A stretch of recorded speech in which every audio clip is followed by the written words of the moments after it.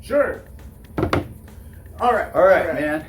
Bad Boys. Bad Boys. Heck of a movie experience in theaters. Oh yeah, it was so fun. I think one of the reviews I saw going into this was that the jokes, everything didn't land, and it was just kind of like a bland entry, just another mess summer movie. But dude, I couldn't help but laugh. Yeah, it was good. It was really action, good. the gun action while I was watching it. I laughed though because I saw somebody refer to it as Bad Boys 2 on Twitter. It's like, dang, how have you not seen the first two? Oh movies? yeah. Like, And hey, that's cool. I think it's pretty impressive that they brought out Bad Boys 3.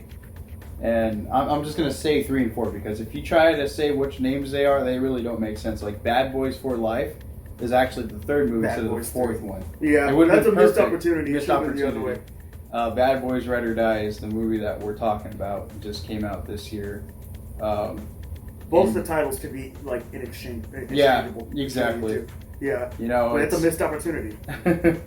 And I think you would have to at least see the one that took place before it to at least have a good grasp on what's going on. But it helps more to have watched the first two Bad Boys also because they pull in characters from the first movie. The theme song, a little bit of scenes that actually complement or that are similar to the original one, and it's still Martin Lawrence and Will Smith with the same old banter towards each other, attitude, but there's a little bit of growth in their characters. Yeah. Mike Lowry's taking on more of the I'm responsible for a couple people in my life now. One of the biggest surprises, and probably my only critique, or out of two critiques, is that he's married, or is getting married, got married, with this woman who might have been in the first or second movie as his therapist, but yeah, straight up. Don't remember exactly. She was his therapist in this movie. They marry, and it's like in the last movie, you see him build that relationship up with the other sergeant chick or whatever.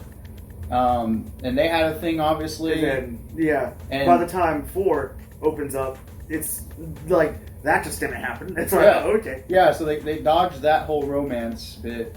So yeah, that was my only maybe kind of like. And then they did recast Martin Lawrence's wife too. So that was like, what the?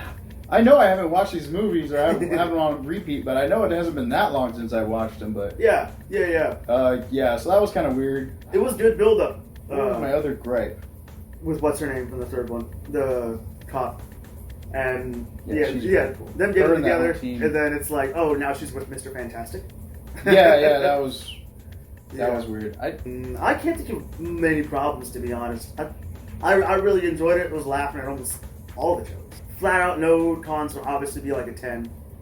I'm definitely putting it a 9 or a 10. It is a 10, but I can't think of hardly any cons, so I would say at least like a 9. Yeah, 9 out of 10. Being like, because it's a pretty flawless. If you like the first movie, that one's always going to be the best one, in my opinion. I guess maybe they could have made it longer. Because I thought the pacing was pretty perfect. It wasn't too short. Yeah, it wasn't too long. It wasn't too short. Wow, what the hell was I going to say? I wouldn't have mind sitting there for another 15 minutes. I had another gripe with this movie, but I really can't think of it. So at this point, I really don't. It's just being maybe Mike Lowry kind of settling down. Oh. I think it was kind of hilarious when it was They don't necessarily do justice when they bring back the OG characters from the first two films. Okay, so yeah, there's their insider dude from the first movie who's the techie that they get released from prison. He totally bites the can, or bites the dust. Yeah. And they're really good at doing these deaths you don't see coming. I mean, first movie, the third movie, basically being their sergeant, or the captain. Yeah. And he's actually heavily involved in this movie. Sorry, this review's all over the place. It really kind of is. Just visuals good, music's good, action is really good. I agree with all that. So a lot of that random Michael Bay kind of actions in there too. Like at one point, you're dealing with gators eating people. Oh yeah, that was really cool. A lot of stuff. Even Michael Bay shows up too for cameos. A cameo. Yeah, you got Michael Bay and of course and like you said, that one guy. Yeah. That was funny. Totally unexpected. Tall, tall dude from the first movie that Mike. I guess now this is kind of Martin Lawrence spoiler character portions. doesn't like spoiler portion. I mean, I don't DJ really know. Khaled. DJ Khaled shows up again. His son. And for the people who don't like DJ Khaled, they're gonna love this movie. There you go. I did not expect that. Wasn't really a huge fan of DJ Jordan Khaled Lucas, anyways, but he plays a good part in this movie. I like DJ Khaled. It's funny, but I did not expect that. It was a funny movie. Yeah. funny movie at some parts. And I think they leave it open for another one. There is the biggest spoiler, probably the best part of the movie, and it could lead into other ones, is that they finally they give Reggie the spotlight. And Reggie, if you haven't seen the second movie, best scene hands down. Martin Lawrence's son-in-law. Best scene, yeah. Best scene, best part of the movie. I mean, let that man cook his chicken, dude. Yeah. Grill, sir. Like, dude. That's so good. Yeah, it opens up the possible spin-off idea of Reggie and Will Smith's son, and that'd be cool. That'd be cool. I'm down for that. I'd be down for that. Yeah.